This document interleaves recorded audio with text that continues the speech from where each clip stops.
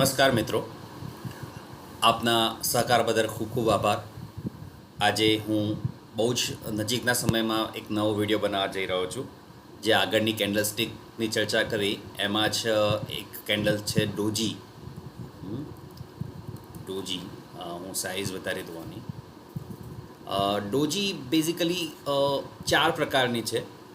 એક પહેલાં તો એની કેવો લાઈન હોય, એક આ નોર્મલ ડોઝી, પછી ડ્રેગન ફ્લાય ડોજી, તો કદાચ એ આ રીતના બને, યા ફિર ગ્રેવસ્ટોન ડોજી, તો એ આ રીતના બનતી હોય. અને લોંગ લેગ ડિપેન્ડ કરે છે, એ ઉપરની તરફ હોય નીચેની તરફ હોય. લોંગ લેગ મતલબ એ આ લેગ. હવે ચારે ચાર ડોજીની સમજ હું આપું. શું છે ડોજી? તો જ્યારે પણ તમારો કોઈ પણ ભાવ ઉપર નીચે થતો હોય એ સામાન્ય કેન્ડલ સ્ટિકની સમજ છે. હવે આ ભાવ કઈ રીતના છે? તો આનો ઓપન અને ક્લોઝ સરખો થયો. હવે ઓપન અને ક્લોઝ ઓલમોસ્ટ સરખો થયો એનો મતલબ હાઈ અને લો આ બંનેની રેન્જ બને છે. એની વચ્ચે, એક્ઝેક્ટ વચ્ચે, એનો મતલબ ટાઈ થઈ. હવે ક્યારેક તમે રસ્સા ખેંચની રમત જોઈ હશે, તો રસ્સા ખેંચમાં એક રસ્સી આ સાઈડથી પકડી રાખેલી હોય અને બીજી રસ્સી આ સાઈડથી પકડી રાખેલી હોય. બંને જણ ખેંચતા હોય એટલે બાયર અને સેલર વચ્ચે એક નાનકડું રમકડું બાંધી દીધેલું હોય. કોણ કઈ બાજુ ખેંચે છે એ રમત જ્યારે રમવા જઈ રહ્યા હોય માર્કેટમાં, માર્કેટ પ્લેયર્સ નક્કી કરી નથી શકતા કે કઈ બાજુ જઈ રહી છે ગેમ, ત્યારે ડોઝી એનો રોલ બખૂબી નિભાઈ રહી છે. એટલે ડોજી જ્યારે પણ બાયર, અહીંયા આ બાયરની નિશાની થઈ, એટલે કે ભાવ નીચે આવે છે પણ નીચેથી તરત ને તરત ઉપર જઈ રહ્યો છે. અને આ સેલરની નિશાની થઈ કે ભાવ ઉપર ગયો પણ ટકવા માટે તૈયાર નથી, એટલે નીચે આવ્યો અને ક્લોઝ અને ઓપન સરખા થયા. તો આ એક સામાન્ય ડોઝી થઈ.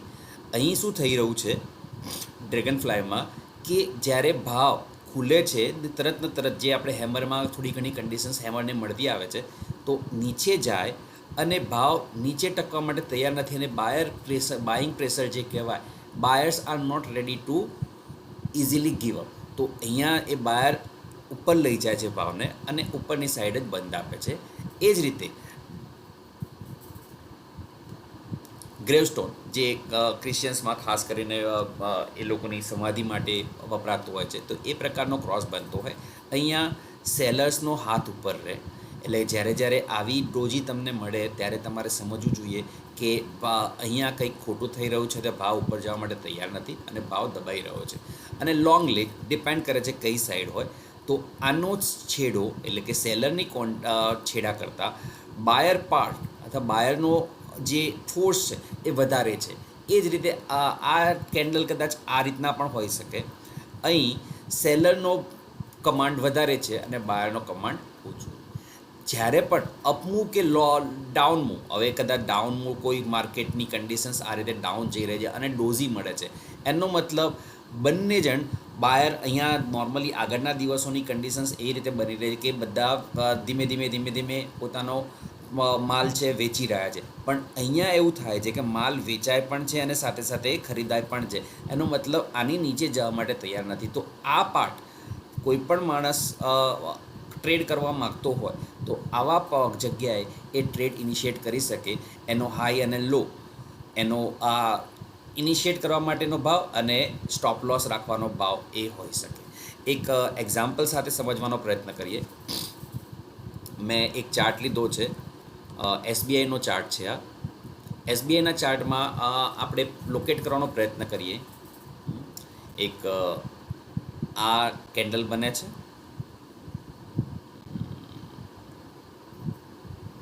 હું આનો સ્ક્રીનશોટ લઈ લઉં.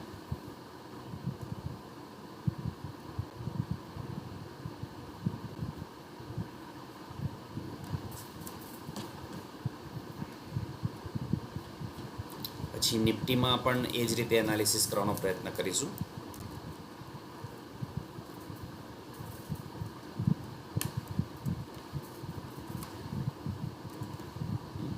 હવે અહીંયા આપણને કઈ જગ્યાએ ડોઝી દેખાઈ રહી છે એ શોધવાનો પ્રયત્ન કરીએ. તો એક અહીંયા ડોઝી દેખાઈ રહી છે.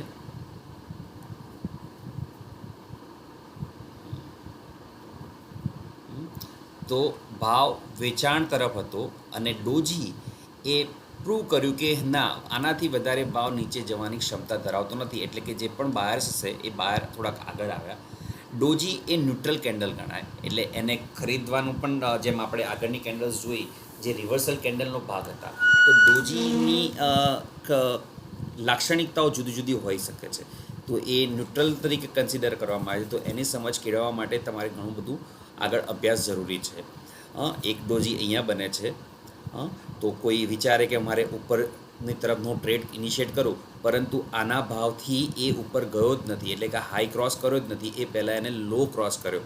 મતલબ જે બાઇંગ પ્રેશર છે એ કન્ટિન્યુ રહેવાની શક્યતા ધરાવે છે, અને તમે જોઈ શકો છો ભાવ નીચેની તરફ વળી રહ્યો છે. બીજી જગ્યાએ ડોઝી જે દેખાય છે, આ એક પ્રકારનું હેમર કન્ડિશન્સ ક્રિએટ થઈ રહી છે. તો હેમરથી અહીંયા યસ, હિયર ઇટ ઇઝ ડોઝી. ગેપઅપ થયો, અને ગેપઅપમાં જે પણ બાઇંગ અને સ્વાભાવિક છે, ગેપઅપ થયો અને ભાવ ઓલ ઓફ સડન ઉપર થયો હોય, તો જે પણ ટ્રેડર્સ છે, ઇન્ટ્રાડે ટ્રેડર્સ છે, એ એક પ્રકારનું પોતાની પોઝિશન્સ અથવા ઇન્ટ્રાડે ટ્રેડ લઈને પોતાનો પ્રોફિટ કરવાનો પ્રયત્ન કરશે. એટલે એ લોકો વેચવા માટે પણ આવ્યા, અને બાઇંગ ઓલ ઓફ સડન જે પણ એક્ટિવિટી થઈ હશે એ આવી, અને અહીંયા ડોઝી બની. હવે એના બીજા દિવસની કેન્ડલ નોર્મલ રહી, અને પછી જે કેન્ડલનો હાઈ તોડ્યો અને એ પછી આગળ વધવાનો પ્રયત્ન કર્યો, અને આગળ વધવાની સાથે અહીંયા પણ એક નાનકડી ડોઝી બની રહી છે, અને એના ભાવથી ઉપર ગયો તો થોડોક ઉપર ઘસાવ, અને પછી તરત ભાવ નીચેની તરફ આવી જાય. તો ડોજી એક પ્રકારનું, અહીંયા પણ એક ડોજી છે, બહુ મસ્ત છે.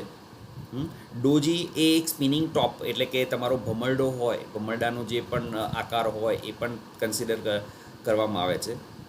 તો બીજું એક ચાર્ટ લઈ લઈએ નિફ્ટીનો.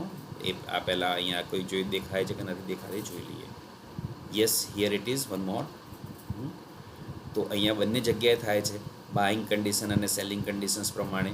તો ટ્રેડ કઈ રીતે ઇનિશિએટ કરવા એ મેં તમને કહ્યું એ રીતે. પણ અહીંયા તમારો એક ઝોન બને છે, ન્યુટ્રલ ઝોન.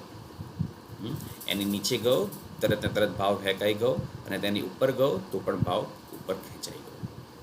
તો એ એક શરત બને, તો શરત પ્રમાણે તમારે આગળ વધવું રહ્યું. હું જે વાત કરું છું લાઈવ સેશનની, તો તમારા કોઈ પણ સ્ટોક હોય તો આપણે એમાં પણ ચર્ચા કરી શકીએ. એટલા માટે હું એક્સપેક્ટ કરું છું કે તમે જલ્દીથી જલ્દી 1000 સબસ્ક્રાઈબર બનાવી દો, તો હું આગળના સેશન્સ પણ એ રીતે કન્ડક્ટ કરીશ. આજનો ચાર્ટ HDFC ચાર્ટ છે. જે આપણે બધાને ખબર છે, HDFC આજે બહુ જ ચાલ્યો. એમાં કઈ રીતના બન્યો છે કેસીસ, તો એ જોવાનો પ્રયત્ન કરીએ. અહીંયા કોઈ ડોઝી દેખાઈ નથી રહ્યા, પરંતુ યસ, આજની જે કેન્ડલ છે અહીંયા બતાવવાનો પ્રયત્ન કરીશ. આ જે ભાગ છે, આ એનો સેલિંગ પ્રેશર છે, એટલે ભાવ ઉપર ગયો પરંતુ ઉપર ટક્યો નહીં. એનો જે પણ સપ્લાય ઝોન હતો, સપ્લાય ઝોન જુદી જુદી જગ્યાએ મેન્શન કરેલા છે. એક અહીંયાથી પણ સપ્લાય ઝોન તરીકે કન્સિડર થાય, અમારું કર્સર. પછી બીજો સપ્લાય ઝોન અહીંયા હતો, તો અહીંયા પણ શરૂઆતમાં એ અહીંયા જ્યારે કૂદાવ્યો ત્યારે એ ભાવ તરત આટલે સુધી ગયો, એને પણ કૂદાવ્યો, પરંતુ જે પણ વેચવાવાળા નક્કી કરીને બેઠા હોય કે મારે આ ભાવ HDFCમાં વેચવા માટે સારો કહેવાય, તો એ સમયે એ લોકોને વેચાણ કરવાનું શરૂ કર્યું, અને ધીમે ધીમે ભાવ સરકતો ગયો અને નીચે આવ્યો. બીજો એક સપ્લાય ઝોન અહીંયા પણ એક ક્રિએટ થયો છે, જેની ઉપર બંધ આપ્યો છે. તો આગળના દિવસોમાં પણ આ ભાવને પકડીને તમે આગળ વધારી શકો, આગળની બાજુ વિચારી શકો. પરંતુ મેં કહ્યું એ અત્યારે હું એક એજ્યુકેશનલ વિડીયોઝ બનાવી રહ્યો છું, એટલે કોઈ ખરીદ વેચાણના સંકેત નથી આપી રહ્યો. આ એક સમજાવવા માટે છે કે મને કોઈ જગ્યાએ ડોજી દેખાઈ રહી છે કે નથી દેખાઈ રહી. બીજો કોઈ ચાર્ટ HDFC બેંક લઈએ તો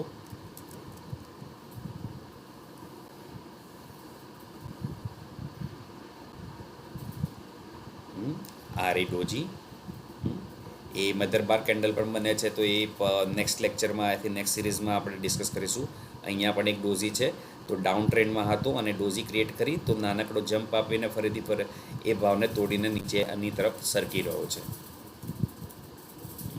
યસ, સ્પિનિંગ ટોપ ટાઈપની જે પણ કેન્ડલ બને છે, it's also one kind of doji. અહીંયા પણ ડોજી બની છે, પરંતુ બીજા દિવસે ભાવ ગેપ ડાઉન ખુલ્યો અને એ ગેપ ડાઉનને કન્ટિન્યુ કર્યો, પરંતુ આ ભાવની નજીકમાં જે પણ બાયર્સ હતા એ સતર્ક થઈ ગયા અને એ વન કાઇન્ડ ઓફ ટકવામાં દેવામાં નીચે જવા દેવા માટે તૈયાર નથી.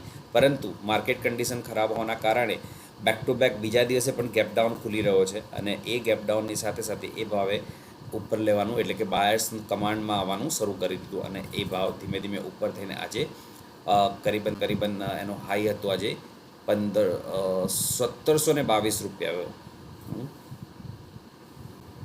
અહીંયા પણ એક ડોજી દેખાય છે, આ લોંગ લેગ ડોજી. આને મોટી કેન્ડલ કરું તો યસ, હું જે વાત કરી રહ્યો છું લોંગ લેગ, તો આનો લેગ અહીંયાથી લઈને આટલે સુધીનો એનો લેગ છે અને ઉપરનો લેગ નાનો છે. આ પણ ડોજી કન્ડિશન બને છે, આ પણ ડોજી કન્ડિશન બની રહી છે, આ પણ ડોજી કન્ડિશન છે. તો આ રીતે તમે ડોજી કેન્ડલ્સ પરથી પણ ઘણા બધા અનુમાન લગાવી શકો. બીજા વિડીયોમાં આપણે મળીશું, ત્યાં સુધી વિરામ લઈએ.